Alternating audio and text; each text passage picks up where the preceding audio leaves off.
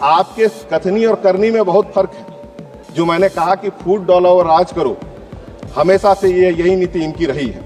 राज्यों का जो राज्य अंश रहता है उसे लेकर के आप अपने पास रखे हुए हैं और अपना चेहरा आप चमका रहे हैं, और जो ऐसे राज्य है जहां पे कि आपकी सरकार नहीं है उस पर लगातार आर्थिक बोझ जो है बढ़ाते जा रहे हैं, और जो राज्य अंश उनको मिलना चाहिए उसे आप इनकार कर रहे हैं या दे नहीं रहे हैं। कि पूंजीपतियों का करोड़ों करोड़ों माफ किया जाता है, लेकिन किसान कर्ज माफी करने में जो है सरकार हमेशा अपना हाथ जो है पीछे कर देती है। जिस तरह से महंगाई बढ़ी है, जिस तरह से टैक्स आपका बर्डन बढ़ा हर एक घर पे, हर एक व्यक्ति पे, उसके बावजूद किसी भी तरह का सोशल सिक्योरिटी, चाहे वो हेल्थ का हो, चाहे वो एजुकेशन का हो, जॉब का हो, 10 साल में जितने वायदे किए सब पे जो है ये सरकार जो है विफल रही है। पठन पाठन में अभी भी 1855 का जो है सूदू कानून का जो आपका आंदोलन था वो अभी भी लगातार बढ़ाया नहीं जा रहा है, और जो धर्म की मांग, आदिवासी धर्म कोड की मांग हमारे आदिवासी कम्युनिटी द्वारा लगातार की जा रही है, उसको अभी तक नहीं दिया गया है, और लगातार उस पर हर स्टेट, हमारे स्टेट सरकार की तरफ से भी आपका आवेदन आया, उसके बावजूद भी उसको स्वीकार नहीं किया गया। माननीय श्री विजय हंसराज। धन्यवाद चेयरमैन सर, आपने प्रेसिडेंट नोट पे हमें बोलने का मौका दिया हमारे पार्टी जेएमएम की तरफ से, उसके लिए धन्यवाद आपको देना चाहता हूं। और ये कहना चाहता हूं कि सरकार कोई भी रहे, देश आगे बढ़ना चाहिए, विकास होते रहना चाहिए, लेकिन 11वें साल में और तीसरे टर्म के बाद वो गति उस तरह से सिर्फ मुक्तम और लिखतम में रहे तो ये हो नहीं सकता है। महाकुंभ की जिक्र की गई, और जिस तरह से वहां घटना घटी, वहां जितने लोग आपके मरे, मैं उनके आत्मा की शांति के लिए प्रार्थना करूंगा, लेकिन वहां जो संख्या छुपाने के लिए और लाशों को ठिकाने लगाने के लिए जिस तरह से कार्य किया गया वो बड़ा ही निंदनीय है। और कहा गया कि जो है गति इस देश की विकास की जो है ट्रिपल की गई है, 3 गुनी कर दी गई है। मैं उसे बिल्कुल अस्वीकार करता हूं। मिडिल क्लास हो, युवा हो, महिला हो, किसान हो, इनका जिक्र किया गया, लेकिन 10 साल से ऊपर लगातार, चाहे वो महंगाई हो, बेरोजगारी हो, और लगातार जितने वायदे किए उसे पूरा नहीं किया गया, और महंगाई जिस तरह से लगातार बढ़ा है, मैं यही कह सकता हूं कि 11वां साल में पूरे देश के हर एक घर का जो है बजट गड़बड़ा गया है। आवास की बात कहेगी, प्रधानमंत्री आवास की बात कहेगी, हमारे झारखंड में जो है, जो हमारा बैकलॉग था उसे नहीं दिया गया, और अभी जो बात की जा रही है, हमारे यहाँ 2 लाख में 3 कमरे का आवास दिया जा रहा है। इतनी महंगाई बढ़ने के बाद जो राशि अभी प्रधानमंत्री आवास की है उसे भी बढ़ानी चाहिए। प्रधानमंत्री किसान समृद्धि स्कीम के तहत 41,000 करोड़ जो है डिस्पर्स करने की बात कही गई, लेकिन मैं ये कहना चाहूंगा कि पूंजीपतियों का करोड़ों करोड़ों माफ किया जाता है, लेकिन किसान कर्ज माफी करने में जो है सरकार हमेशा अपना हाथ जो है पीछे कर देती है। ये बड़ा दुर्भाग्य का बात है। आयुष्मान भारत के तहत आपका हेल्थ इंश्योरेंस की बात कही गई, पीएम विद्या लक्ष्मी योजना के तहत फाइनेंस असिस्टेंट की बात पढ़ाई के लिए कही गई, आपका जाकर के आदिवासियों की पढ़ाई की बात की गई, लेकिन पूरे अगर हम 11वें साल में, और ये आपका तीसरा टर्म की बात अगर कहें, जिस तरह से महंगाई बढ़ी है, जिस तरह से टैक्स आपका बर्डन बढ़ा हर एक घर पे, हर एक व्यक्ति पे, उसके बावजूद किसी भी तरह का सोशल सिक्योरिटी, चाहे वो हेल्थ का हो, चाहे वो एजुकेशन का हो, जॉब का हो, 10 साल में जितने वायदे किए सब पे जो है ये सरकार जो है विफल रही है। और जॉब गारंटी की अगर हम बात करें, 2 करोड़ प्रत्येक वर्ष की बात कही गई थी, आज 11वां साल है, 22 करोड़ रोजगार की बात होनी चाहिए थी। 10 लाख रोजगार 2 साल में दे करके ये अपना पीठ थपथपा रहे हैं।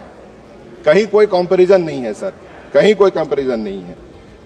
ट्रेन के माध्यम से वंदे मातरम, अमृत भारत, नमो भारत के तहत बहुत सारी ट्रेनें की बात कही गई है। झारखंड जो आपका माइनिंग स्टेट है, या और भी बहुत सारे स्टेट है जहां से कि आपका जाके रॉयल्टी सबसे ज्यादा रेलवे को जाता है, और वहां पे आपका उसके बनिस्पत जो है आपका कम सुविधा दी जाती है। उसके अलावा जो आपका कोविड के समय जो ट्रेनें बंद हुई वो अभी तक आपका स्टार्ट नहीं हुई है। विकसित भारत की बात हमेशा कई बार विकसित भारत की बात इसमें आई, और जन सहभागिता, इकोनॉमिक प्रोग्रेस की बात हुई, डिजिटल रिवोल्यूशन की बात हुई, मॉडर्न इंफ्रास्ट्रक्चर की बात हुई, लेकिन सबसे बड़ा बैरियर इस गवर्नमेंट की डिवाइड एंड रूल पॉलिसी है। फूट डालो और राज करो। जो एकजुट करने की बात इतने सालों के बाद भी अगर आप नहीं कर पाए हैं और देश को जो है पिछले पायदान में लगातार आप ठेलते जा रहे हैं, और जो विकसित भारत की जो कल्पना की जा रही है वो इस तरह से बिल्कुल नहीं हो सकती है। 8 पे कमीशन कर्मचारियों की बात कहेगी, लेकिन ओल्ड पेंशन स्कीम को लगातार जो खत्म करने का प्रयास किया जा रहा है, कहा गया कि यहां पे सारे लोग खुश हैं उस चीज से, लेकिन अगर कर्मचारियों से एक 1 to 1 पूछा जाए तो कोई कर्मचारी यहां बैठे हो या हमारे पार्लियामेंट के कर्मचारी भी खुश नहीं होंगे। और 3 करोड़ लखपति दीदियों की बात कही गई, लेकिन आज हमारे देश से कई करोड़पति और अरबपति जो है देश छोड़ करके जा रहे हैं यहाँ के देश के सरकार के नीति के वजह से। उस पर भी ध्यान देने की जरूरत है, क्योंकि वो बहुत बड़ा नुकसान हमारे देश को हो रहा है, और बाहर से निवेश भी लगातार जो है यहाँ के सरकार की नीतियों के वजह से कम होते जा रहा है। इस पर भी ध्यान देने की जरूरत है। डिजिटल सिक्योरिटी और साइबर सिक्योरिटी में तो फेलियर बिल्कुल आप है, लेकिन बॉर्डर सिक्योरिटी पे सबसे ज्यादा फेलियर है, क्योंकि अगल बगल के जितने हमारे देश हैं वो बंधु से जो है उसके धीरे धीरे जो है आपका कहिए कि उनका हमारे प्रति जो नजरिया था वो लगातार बदलता चला जा रहा है। चाइना हो और आपका जाकर के सबसे संबंध खराब है, और हमारे बॉर्डर में लगातार वो घुसे चले जा रहे हैं।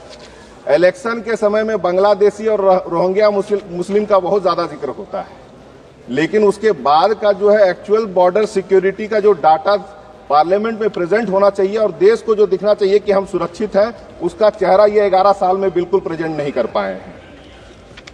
आप ट्राइबल्स की विकास की बात करते हैं, पठन पाठन में अभी भी 1855 का जो है सिधू कानू का जो आपका आंदोलन था वो अभी भी लगातार पढ़ाया नहीं जा रहा है। और जो धर्म की मांग, आदिवासी धर्म कोड की मांग हमारे आदिवासी कम्युनिटी द्वारा लगातार की जा रही है, उसको अभी तक नहीं दिया गया है, और लगातार उस पर हर स्टेट, हमारे स्टेट सरकार की तरफ से भी आपका आवेदन आया, उसके बावजूद भी उसको स्वीकार नहीं किया गया। नॉर्थ ईस्ट के विकास की बात की गई। नॉर्थ ईस्ट के विकास की अगर बात कर रहे हैं तो सबसे पहले मणिपुर की याद आती है कि आपके कथनी और करनी में बहुत फर्क है। जिस तरह से मणिपुर जला और आज आप उनके नॉर्थ ईस्ट की विकास की बात करते हैं, दोनों में जो है बहुत फर्क है। श्यामा प्रसाद मुखर्जी जी का एक बड़ा अच्छा लाइन यहाँ पे इस प्रेसिडेंशियल नोट में था कि true nationalism lies not only in physical unity but in strengthening its cultural unity. इन शब्दों से मुझे लगता है कि सरकार का कोई सरोकार और ताल्लुक बिल्कुल नहीं। जो मैंने कहा कि फूट डॉलर और राज करो, हमेशा से यही नीति इनकी रही है। और जो राज्यों का बकाया, राज्यों का जो राज्य अंश रहता है उसे लेकर के आप अपने पास रखे हुए हैं और अपना चेहरा आप चमका रहे हैं। और जो ऐसे राज्य है जहां पे कि आपकी सरकार नहीं है, उस पर लगातार आर्थिक बोझ जो है बढ़ाते जा रहे हैं, और जो राज्य अंश उनको मिलना चाहिए उसे आप इनकार कर रहे हैं या दे नहीं रहे हैं। तो ऐसे परिस्थिति में राज्य और केंद्र का जो एक बॉन्डिंग होना चाहिए और दोनों को मिल के काम करना चाहिए, उस पर मुझे लगता है कि 11 साल से लगातार जो है उसमें गिरावट आ रही है। तो जितनी भी बातें, बहुत अच्छी अच्छी बातें कही गई, लेकिन 11वां साल और 3 टर्म के बाद अगर आज भी यही रवैया है कि आपका रोजगार, महंगाई और आपका जाके सोशल सिक्योरिटी पे किसी तरह का कोई रूपरेखा नहीं दिख रहा है, तो मुझे लगता है कि ये सरकार पूरी तरह से विफल रही है। मैं यही कह सकता हूं। इन्हीं बातों के साथ अपने बातों को विराम करूंगा। बहुत बहुत धन्यवाद। धन्यवाद।